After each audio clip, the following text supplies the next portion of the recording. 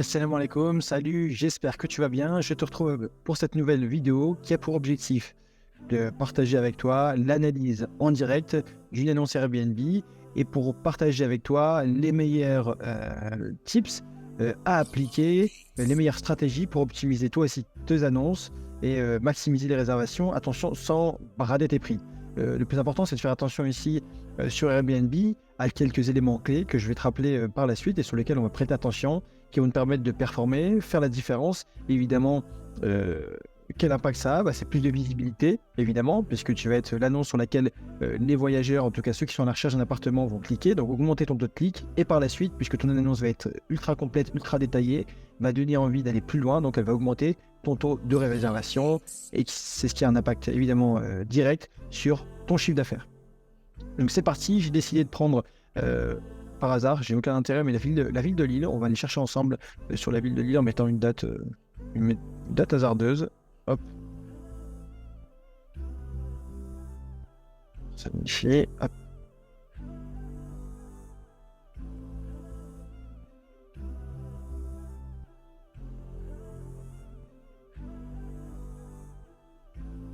On va cliquer sur cette première annonce ici dont j'ai pas forcément connaissance. Hop, on va cliquer sur celle-ci et on va l'analyser en live. Donc, ce qui me saute tout de suite aux yeux sur cette première annonce, et là où on va porter attention sur un premier élément, c'est le titre. Ici, il y a un truc qui ne va pas. Appartement Vieux-Lille Citadelle. Il y a quelque chose qui ne va pas parce qu'évidemment, il rappelle ici le fait que ce soit un appartement, on s'en doute, puisqu'on a choisi dans les filtres, c'est un appartement. Pas besoin de le rappeler ici. Bon, Vieux-Lille Citadelle, ça va sûrement être lié à la caractéristique géographique de cet appartement. Donc c'est bien. Après, pourquoi avoir mis les deux et puis un slash entre les deux, pas forcément top. Surtout qu'on est limité en nombre de caractères. Moi, ce que je peux préconiser sur son titre Airbnb, c'est de donner un nom commercial, un nom qui va te permettre de te retrouver sur les réseaux sociaux, sur Internet par la suite. On va retrouver ta fiche Google My Business par exemple. On va pouvoir te contacter en direct et aussi évidemment réserver en direct auprès de toi. Et ça a deux intérêts. C'est pour le voyageur d'augmenter évidemment ton image de marque et ton professionnalisme. Pour lui, s'il réserve plus tard chez toi, il va faire une économie sûrement sur les frais de plateforme et toi tu vas y gagner sur ton chiffre d'affaires en proposant un prix à la nuitée quelque peu supérieur. Donc c'est un véritable intérêt ici d'avoir un nom commercial, un nom fort que tu vas retrouver par exemple sur le nom Wi-Fi de ton logement, sur des fiches qu'on va retrouver dans ton établissement, sur le guide d'accueil également, sur tes annonces qui vont être communes, que ce soit sur Airbnb, Booking, et évidemment sur ta fiche Google My Business, d'où l'importance de mettre un nom commercial. Tu peux ajouter à cela 2, 3 avantages. Ça peut être la localisation, si c'est évidemment un élément très fort. Ça peut être par exemple si tu mets à disposition une place de parking, qualité, un signal internet haut débit par exemple, là aussi que tu vas pouvoir mettre en avant. Donc je te conseille de mettre un nom commercial et 2-3 avantages. On continue avec les photos. Donc les photos, on voit clairement ici que ça ne va absolument pas. Les photos ne sont pas du tout professionnelles. Il suffit de cliquer dessus. T'es sur ta photo principale ici, tu es censé mettre la photo la plus attrayante, la plus attirante de ton appartement, de ton logement que tu mets à disposition des voyageurs. C'est en général la pièce principale, le séjour.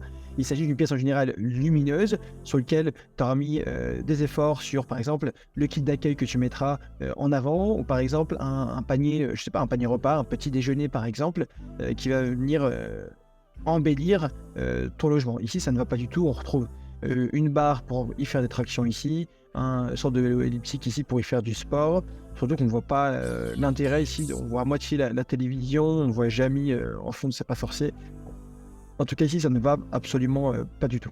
Donc il y a vraiment quelque chose à améliorer ici. Ce que je conseille évidemment aussi sur sa photo principale, c'est de mettre en avant si tu fournis, je sais pas moi, du linge à tes voyageurs par exemple. En tout cas de mettre une sorte de bannière qui va venir tout de suite attirer l'œil des voyageurs parmi l'ensemble des annonces qu'on va retrouver lorsqu'on va cliquer, lorsqu'on va taper une ville ou un quartier spécifique sur Airbnb. Ici on continue avec le reste des photos. Donc on retrouve des photos peu lumineuses, c'est ce qu'on disait tout à l'heure, très peu détaillées. On retrouve évidemment très peu de photos du logement puisqu'on enchaîne directement après avec l'extérieur. Bon, c'est bien d'avoir mis en avant le quartier ici, le vous êtes ici, pas trop fan. On aurait pu mettre ici par exemple une sorte de map, de carte où on retrouve la localisation par rapport aux places de parking, aux moyens de transport à disposition, pas forcément d'intérêt ici. On retrouve des photos du quartier sans forcément y mettre ici la distance par rapport au logement, le nombre de minutes à pied ou en voiture pour y accéder. Donc pas très intéressant. On y retrouve des photos, il a voulu faire ici un effort en se mettant presque au sol. Voilà, très peu qualitative, manque de luminosité, manque de professionnalisme, avec des photos grand angle, HDR.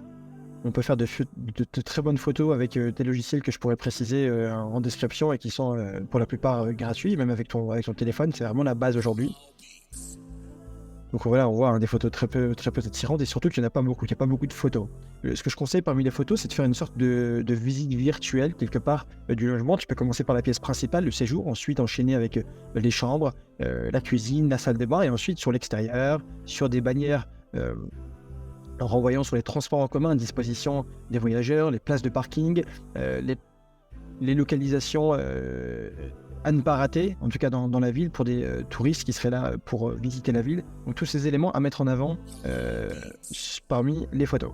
On continue ici.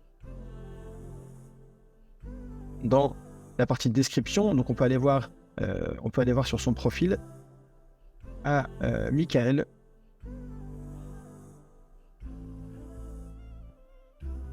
Donc on voit qu'il y a un profil qui peut mettre en avant, qui existe depuis pas mal de temps, avec pas mal de commentaires. Voilà, on y retrouve par contre on peut beaucoup plus se détailler que ça, parce qu'ici c'est très court, hein. Il y a uniquement ça.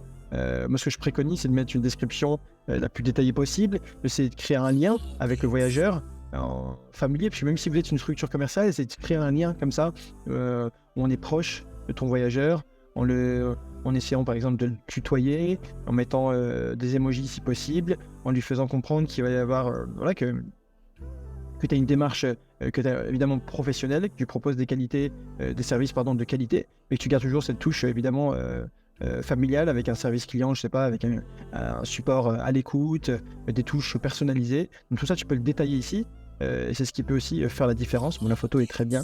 Je préconise également de mettre une photo, non pas logo ou autre, mais plutôt une photo plutôt personnelle.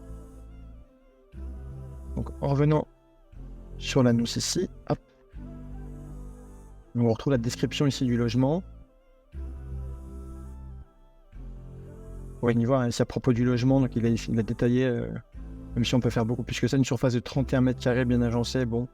Ce qui est fourni. Là aussi, on peut jouer sur les emojis, on peut jouer sur des bullet points, en fait, des sortes de tirets ou de points tout de suite qui vont mettre en avant les éléments vraiment plus du logement. Je répète encore une fois, ça peut être la qualité de la literie, la qualité du débit internet lié au logement, les éléments mis à disposition, par exemple, pour une clientèle de type professionnel avec des meubles spécifiques, un bureau à disposition.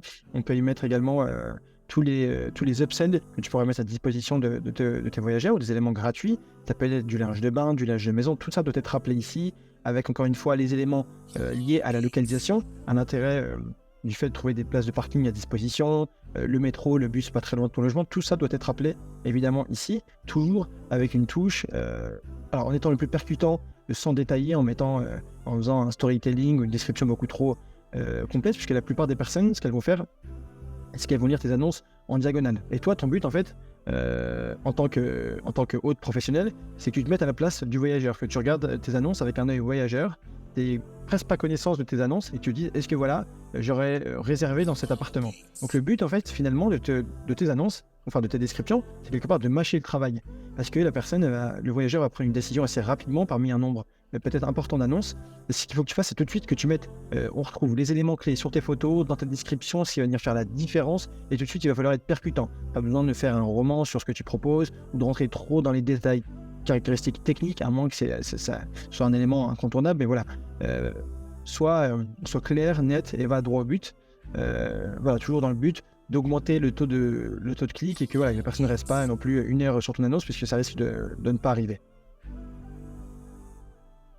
Je vais pas rappeler également ici dans les photos, hein, c'est super important, on peut aussi créer avec des outils du type Canva par exemple, des mosaïques où tu mets tout de suite, on retrouverait par exemple en photo principale, les pièces clés, ça peut être des éléments de décoration, je sais pas, ça peut être des éléments spécifiques à ton appartement qui font la différence et qu'on pourrait retrouver d'un coup d'œil sur tes logements.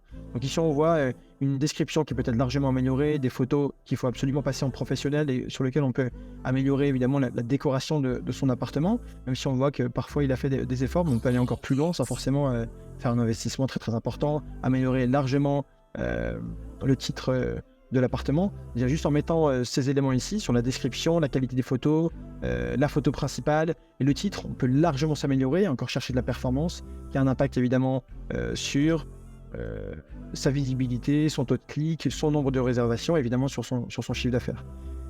Donc voilà, j'ai été synthétique, j'ai t'ai rappelé ici les éléments à mettre en avant dans tes annonces pour augmenter ta performance. On n'a pas rappelé ici évidemment parce que ça serait sujet d'une autre vidéo, mais tout ce que tu peux mettre évidemment en avant et qui est essentiel pour tes annonces, c'est la stratégie tarifaire. Avoir le bon prix au bon moment, c'est essentiel, savoir se positionner par rapport à la concurrence, dans quel standing se positionne ton appartement là également, pour connaître évidemment le prix de base de ton logement et sur lequel tu vas pouvoir fluctuer en fonction de la période de l'année. Un deuxième élément aussi important, c'est les conditions d'annulation, même si je recommande fortement de passer sur des conditions les plus flexibles possibles, puisque c'est un avantage véritable sur le taux de réservation. Et ça dépend évidemment de toi et de ton organisation avec tes équipes, de savoir si elles sont flexibles. Tu peux avoir des annulations la veille pour le lendemain, et si tu es en capacité de pouvoir retrouver de nouvelles réservations pour tes nuitées. Et ça dépend évidemment des tendances de ton marché. Donc voilà, je te dis à très bientôt pour de nouveaux tips. Si tu ne me suis pas déjà, je t'invite à t'abonner et je te dis à très bientôt.